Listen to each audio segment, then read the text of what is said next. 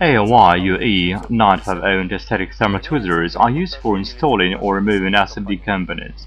With these thermotweezers, assembly and disassembly of assembly components become easier and safer, both for the part that is being worked with and for nearby parts and the board itself. This is achieved by combining rapid heating of two contacts. It makes it possible not to transfer excess heat to contacts of the components and conductors of the board, keeping them safe. It's easy and convenient to work with thermotweezers. They're designed as a soldering station that consists of the thermotweezers themselves with ceramic heaters and a control unit. The control unit is equipped with a temperature controller for setting the temperature mode of operation.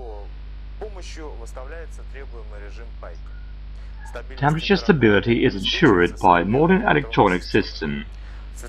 A LED indicator provides control for hitting and reaching the operating temperature value. Anti-static deformants make the job safe for circuit parts sensitive to static charge. Thermotweezers have power of 50 watts. It provides fast heating up to the operating temperature, which can be installed in the range from 200 to 480 degrees Celsius. These thermotweezers will make work with assembly components easy and convenient.